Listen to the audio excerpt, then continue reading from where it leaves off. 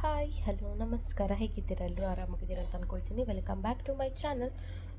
So after long time 3 months ಮೇಲೆ ಆಯಿತು ಯಾವುದೇ ರೀತಿಯಾದಂತಹ ವೀಡಿಯೋಸ್ಗಳನ್ನು ಹಾಕದೆ, ಯಾವುದೇ ರೀತಿಯಾದಂಥ ವ್ಲಾಗಿಂಗ್ಸನ್ನು ಮಾಡದೆ. ರೀಸನ್ ಇಷ್ಟೇ, ಫ್ಯಾಮಿಲಿಗೋಸ್ಕರ ಸ್ವಲ್ಪ ಟೈಮನ್ನು ಇಡುವ ಅಂತ ಹೇಳಿ. ಹಸ್ಬೆಂಡ್ ಕೂಡ ಊರಿಗೆ ಬಂದಿದ್ದಾರೆ. ಸೊ 3 ಮಂತ್ಸ್ ಆಯಿತು ಅವರು ಇಲ್ಲಿ ಊರಿಗೆ ಬಂದು. ಅವರಿಗೆ ಕೂಡ ಒಂದು ಸರ್ಜರಿ ಇತ್ತು. ಸೊ ಹಾಗಾಗಿ ಅದು ಇದು ಅಂತ ಹೇಳಿ ಕೆಲಸಗಳು ಇತ್ತು. ಸೊ ಟೈಮ್ ಕೂಡ ಸಿಗ್ತಿರಲಿಲ್ಲ. ಅದೇ ರೀತಿ ಇವಾಗಂತೂ ಪೇಷನ್ಸ್ ಲೆವೆಲ್ ತುಂಬಾ ಕಮ್ಮಿ ಆಗಿದೆ. ವೀಡಿಯೋಸು ಕೆಲವು ಕ್ಲಿಪ್ಪಿಂಗ್ಸನ್ನು ತೆಗೆದಿರುವಂಥದ್ದಿತ್ತು, ಬಟ್ ಅದನ್ನು ಎಡಿಟಿಂಗ್ ಮಾಡಿ ಹಾಕುವಷ್ಟು ಪೇಷನ್ಸ್ ಕೂಡ ನನ್ನ ಹತ್ರ ಇರಲಿಲ್ಲ. ಸೊ ಹಾಗಾಗಿ ಯಾವುದೇ ರೀತಿಯಾದಂತಹ ವೀಡಿಯೋಸ್ಗಳನ್ನು ನಾನು ಹಾಕಿರಲಿಲ್ಲ ಇದುವರೆಗೂ. ಸೊ ಇವತ್ತಿಂದಾದರೂ ಇನ್ನು ಮುಂದೆ ಆದರೂ ಕಂಟಿನ್ಯೂಸ್ ಆಗಿ ವೀಡಿಯೋಸ್ಗಳನ್ನು ಹಾಕುವ ಅಂತ ಹೇಳಿ ಅಂದ್ಕೊಂಡಿದ್ದೀನಿ. ಸೊ ಇದು ನನ್ನ ರೀಸನ್. ಪ್ರತಿಯೊಂದು ವ್ಲಾಗಲ್ಲೂ ರೀಸನ್ಸ್ಗಳನ್ನು ಕೊಡ್ತಾ ಇರ್ತೀನಿ, ಯಾಕೆ ಹಾಕಲಿಲ್ಲ ಅಂತ ಹೇಳಿ. ತುಂಬ ಜನ ಕೂಡ ಕೇಳ್ತಿದ್ರು, ಯಾಕೆ ವೀಡಿಯೋಸ್ ಮಾಡ್ತಿಲ್ಲ, ಯಾಕೆ ವೀಡಿಯೋಸ್ ಹಾಕ್ತಿಲ್ಲ, ಏನಾಯಿತು ಅಂತ ಹೇಳಿ. ರೀಸನ್ ಇಷ್ಟೇ, ಫ್ಯಾಮಿಲಿಗೋಸ್ಕರ, ಮಗುಗೋಸ್ಕರ. ಅದೇ ರೀತಿ ನನಗೆ ಕೂಡ ಕರೆಕ್ಟಾಗಿ ಪ್ರಾಪರಾಗಿ ಟೈಮ್ ಸಿಗ್ತಿರಲಿಲ್ಲ. ಸೊ ಹಾಗಾಗಿ ಇನ್ನಾದರೂ ಸ್ವಲ್ಪ ನನಗೋಸ್ಕರ ಟೈಮನ್ನು ಎತ್ತಿಡುವ ಅಂತ ಹೇಳಿ ಅಂದ್ಕೊಂಡಿದ್ದೀನಿ. ಸೊ ಹಾಗಾಗಿ ಇನ್ನು ಮುಂದೆ ನಾನು ವೀಡಿಯೋಸ್ಗಳನ್ನು ಅಪ್ಲೋಡ್ ಮಾಡ್ತಾ ಇರ್ತೀನಿ. ಇನ್ನು ಮುಂದೆ ಆದಷ್ಟು ಡೈಲಿ ಬೇಸಲ್ಲಿ ವೀಡಿಯೋಸ್ಗಳು ಬರ್ತಾ ಇರುತ್ತೆ. ಸೊ ಇವತ್ತಿನ ಟಾಪಿಕ್ ಬಂದು ಮಕ್ಕಳಿನ ಸಾಲಿಡ್ ಸ್ಟಾರ್ಟ್ ಮಾಡುವುದರ ಬಗ್ಗೆ ಆಗಿರುತ್ತೆ. ಸೊ ತುಂಬ ಜನಕ್ಕೆ ಗೊತ್ತಿಲ್ಲ, ನನ್ನ ಮಗುವಿಗೆ ಇವತ್ತಿಗೆ 7 ಮಂತ್ ಕಂಪ್ಲೀಟ್ ಆಯಿತು. ಸೊ ಇವಾಗ 8 ಮಂತ್ ಸ್ಟಾರ್ಟ್ ಆಗಿದೆ. 6 ಮಂತ್ಸ್ ತನಕ ಎಲ್ಲ ಮಕ್ಕಳಿಗೂ ಕೂಡ ತಾಯಿಯ ಎದೆ ಹಾಲಿನ ಪ್ರಾಮುಖ್ಯತೆ ಜಾಸ್ತಿ ಇರುತ್ತೆ. ಅದೊಂದೇ ಅವರ ಮೇನ್ ಫುಡ್. ಅವರ ಫುಡ್ ಅಂದರೆ ಹಾಲಷ್ಟೇ, ಬೇರೆ ಏನಿರೋದಿಲ್ಲ. ಕೆಲವು ತಾಯಂದ್ರಿಗೆ ಹಾಲಿನ ಕೊರತೆ ಇರುತ್ತೆ, ಆವಾಗ ಲ್ಯಾಕ್ಟೋಜನ್ ಅಂದರೆ ಈ ಒಂದು ರಿಲೇಟೆಡ್ ಆಗಿರುತ್ತೆ ಫಾರ್ಮುಲಾ ಫೀಡಿಂಗನ್ನು ಸಜೆಸ್ಟ್ ಮಾಡಿರ್ತಾರೆ ಡಾಕ್ಟರ್. ಅದು ಬಿಟ್ಟರೆ ಎದೆ ಹಾಲು, ಎರಡು ಬಿಟ್ಟರೆ ಬೇರೆ ಏನೋ ಆಪ್ಷನ್ಸೇ ಇರೋದಿಲ್ಲ ಅವರಿಗೆ. ಇವಾಗಂತೂ ಇದು ನೀರನ್ನು ಕೂಡ ಕೊಡಬಾರ್ದು ಅಂತ ಹೇಳ್ತಾರೆ. ಟಿಲ್ 6 ಮಂತ್ಸ್ ನೀರನ್ನು ಕೂಡ ಕೊಡಬಾರ್ದು ಅಂತ. ತುಂಬ ಜನರಿಗೆ ಅದರ ರೀಸನ್ ಕೂಡ ಗೊತ್ತಿಲ್ಲ, ಯಾಕೋಸ್ಕರ ಡಾಕ್ಟರ್ಸ್ ಸಜೆಸ್ಟ್ ಮಾಡ್ತಾರೆ ನೀರು ಕೊಡಬೇಡಿ ಅಂತ. ಅಂದರೆ ನೀವಿವಾಗ ಮಗುವಿನ ಹೊಟ್ಟೆ ಇಷ್ಟೇ ಚಿಕ್ಕದಿರುತ್ತೆ, ಅದಕ್ಕೆ ಒಂದು ಎಷ್ಟೋ MLಗಳಷ್ಟೇ ಒಂದು ಅಂಶದ್ದು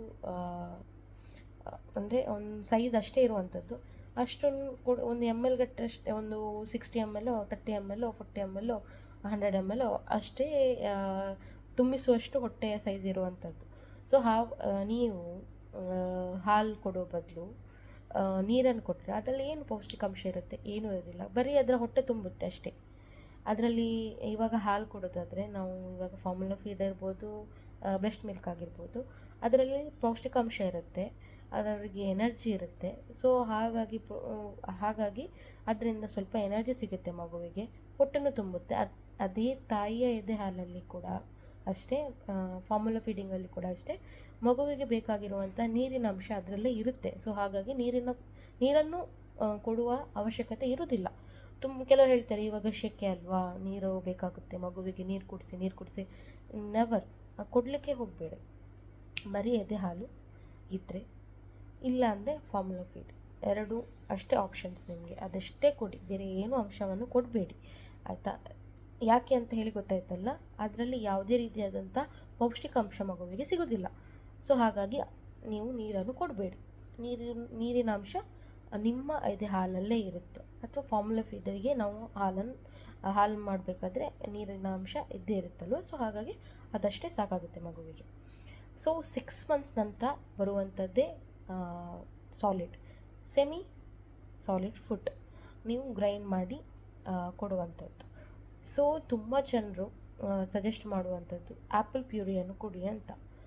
ಸೊ ಪ್ಯೂರಿ ರೀತಿಯಲ್ಲಿ ನಾವು ಸಾಲಿಡನ್ನು ಸ್ಟಾರ್ಟ್ ಮಾಡ್ತೀವಿ ಆದಿರೋದ್ರಿಂದ, ಮೊದಲು ನಾವು ಮಗುವಿಗೆ ಇಂಟ್ರಡ್ಯೂಸ್ ಮಾಡುವಾಗ ಆ್ಯಪಲನ್ನು ಇಂಟ್ರಡ್ಯೂಸ್ ಮಾಡಿ ಅಂತ ತುಂಬ ಜನ ಹೇಳ್ತಾರೆ. ಡಾಕ್ಟ್ರು ಕೂಡ ಅಷ್ಟೇ, ಆ್ಯಪಲನ್ನು ಇಂಟ್ರಡ್ಯೂಸ್ ಮಾಡಿ ಅಂತಲೇ ಹೇಳ್ತಾರೆ, ಆ್ಯಪಲ್ ಬನಾನಾ ಫಸ್ಟ್ ಇಂಟ್ರಡ್ಯೂಸ್ ಮಾಡಿ ಅಂತ. ಆದರೆ ಆ್ಯಪಲ್ ನೀವು ಅದನ್ನು ಸ್ಟೀಮ್ ಮಾಡಿ ಗ್ರೈಂಡ್ ಮಾಡಿ ಕೊಡಬೇಕಾದ್ರೆ ಒಂಥರ ಹುಳಿ ಬರುತ್ತೆ, ಸ್ವಲ್ಪ ಹುಳಿ ಬರುತ್ತೆ. ಮಗುವಿಗೆ ಹುಳಿ ಅಂಶದ ಟೇಸ್ಟೇ ಗೊತ್ತಿರೋದಿಲ್ಲ, ಆಯಿತಾ. ಸೊ ಮಗು ಅದನ್ನು ಅವಾಯ್ಡ್ ಮಾಡುತ್ತೆ, ಅದಕ್ಕೆ ಅದು ಇಷ್ಟ ಆಗಲ್ಲ, ಫುಡ್ಡೇ ಇಷ್ಟ ಆಗಲ್ಲ.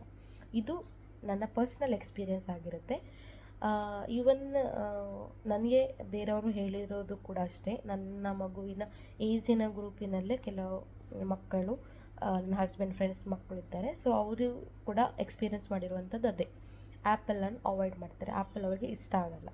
ಸೊ ಹಾಗಾಗಿ ನೀವು ಫಸ್ಟ್ ಇಂಟ್ರೊಡ್ಯೂಸ್ ಮಾಡುವಾಗ ಕ್ಯಾರೆಟ್ ಅಥವಾ ಸ್ವೀಟ್ ಪೊಟ್ಯಾಟೊ ಇದನ್ನು ಜಾಸ್ತಿ ಇಂಟ್ರೊಡ್ಯೂಸ್ ಮಾಡಿ. ಫಸ್ಟ್ ಮಾಡಬೇಕಾದ್ರೆ ಸ್ವೀಟ್ ಪೊಟ್ಯಾಟೊ ಅಥವಾ ಕ್ಯಾರೆಟನ್ನು ಇಂಟ್ರೊಡ್ಯೂಸ್ ಮಾಡಿ ಪ್ಯೂರಿ ಮಾಡಿ ಕೊಡಿ. ಸೊ ಮಗುವಿಗೆ ಅದರಲ್ಲಿ ಸ್ವೀಟ್ ಟೆಕ್ಸ್ಚರ್ ಇರೋದ್ರಿಂದ ಮಗು ಆರಾಮ್ಸೆ ತಗೊಳ್ಳುತ್ತೆ, ಅದಕ್ಕೂ ಇಷ್ಟ ಆಗುತ್ತೆ, ಅದು ಕೂಡ ತಿನ್ನುತ್ತೆ. ಸೊ ಈ ಐಟಮ್ಸ್ಗಳನ್ನು ಫಸ್ಟ್ ಇಂಟ್ರೊಡ್ಯೂಸ್ ಮಾಡಿ. ಅದಾದಮೇಲೆ ಚಿಕ್ಕು ಇಂಟ್ರೊಡ್ಯೂಸ್ ಮಾಡಿ, ಅಥವಾ ಮ್ಯಾಂಗೋ, ಅದು ಕೂಡ ಮ್ಯಾಂಗೋ ಕೂಡ ಕೊಡಬೇಕಾದ್ರೆ ಫಸ್ಟ್ ನೋಡಿ. ಚಿಕ್ಕನ್ನು ಸ್ಟೀಮ್ ಮಾಡಲಿಕ್ಕಿಲ್ಲ, ಮ್ಯಾಂಗೋನ ಸ್ಟೀಮ್ ಮಾಡಲಿಕ್ಕಿಲ್ಲ, ಆ್ಯಪಲ್ ಸ್ಟೀಮ್ ಮಾಡಬೇಕು, ಬನಾನ ಸ್ಟೀಮ್ ಮಾಡಲಿಕ್ಕಿಲ್ಲ. ಸೊ ಹಾಗಾಗಿ ಸ್ವೀಟ್ ಟೆಕ್ಸ್ಚರ್ ಇರುವಂಥದ್ದನ್ನು ಮೊದಲು ಕೊಡಿ.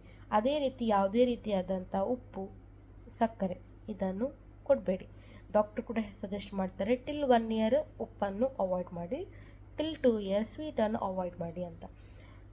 ನಂಗೆ ಗೊತ್ತಿಲ್ಲ ಎಷ್ಟು ಟೈಮ್ ತನಕ ನಾನು ಸಾಲ್ಟ್ ಸ್ವೀಟನ್ನು ಅವಾಯ್ಡ್ ಮಾಡಲಿಕ್ಕಾಗುತ್ತೆ ಅಂತ ಹೇಳಿ, ಅಂದರೆ ಶುಗರ್ ಕಂಟೆಂಟನ್ನು ಅವಾಯ್ಡ್ ಮಾಡಲಿಕ್ಕಾಗುತ್ತೆ ಅಂತ ಹೇಳಿ. Natural sweetness it's common.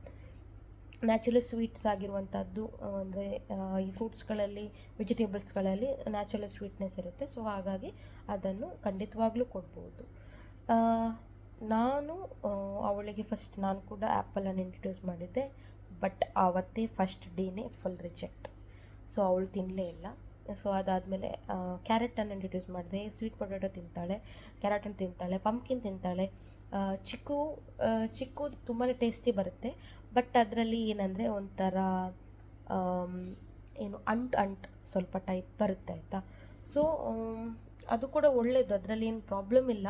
ಆದಷ್ಟು ತುಂಬಾ ಹಣ್ಣಾಗಿರುವಂಥದ್ದು, ಸಾಫ್ಟ್ ಆಗಿರುವಂಥದ್ದನ್ನು ಹುಡುಕಿ ನೀವು ಅದನ್ನು ಗ್ರೈಂಡ್ ಮಾಡಿ ಕೊಡಬೇಕು. ಈ ಎಲ್ಲ ಐಟಮ್ಸ್ಗಳು ತುಂಬಾ ಒಳ್ಳೆಯದು ಮಗುವಿಗೆ. ಅದಾದಮೇಲೆ ನಾನು ಹೋಮ್ ಸಿರ್ಲ್ಯಾಕನ್ನು ಮಾಡಿದ್ದೀನಿ.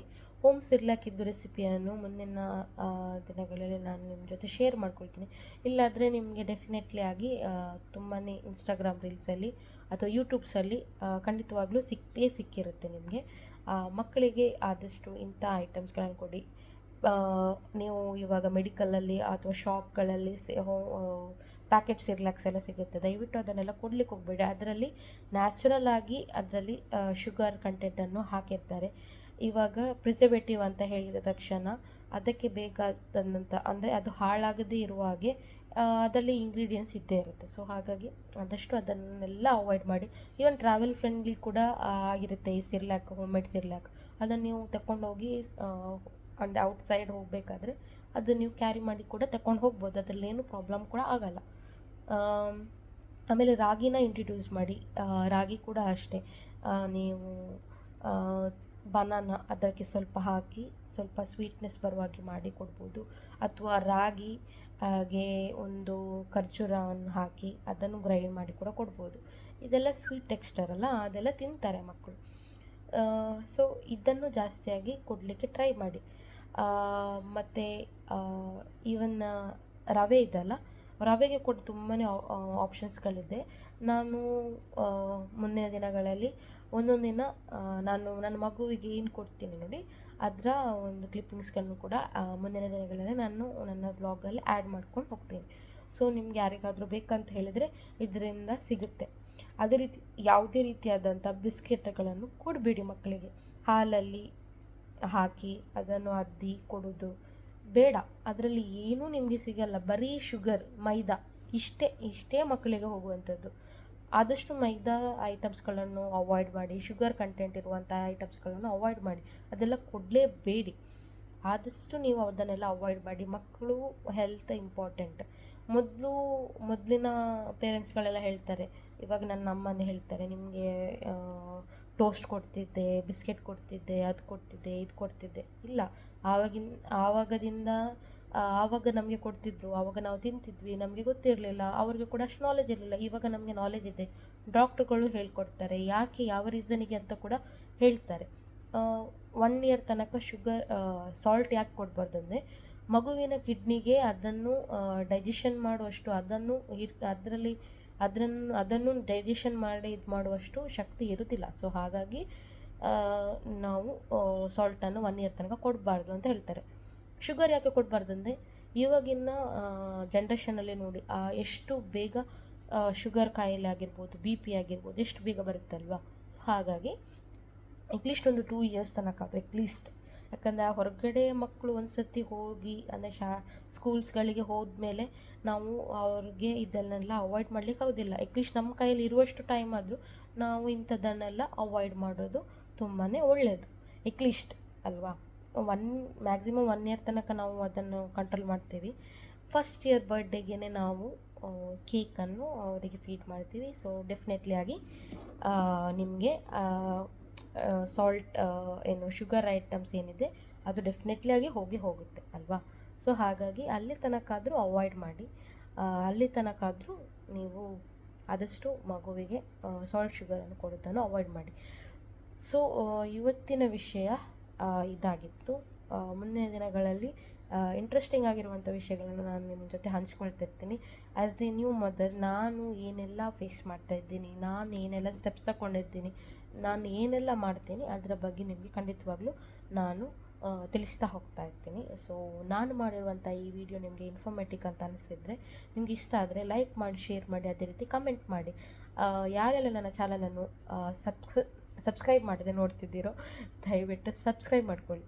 Thank you for watching. Bye bye.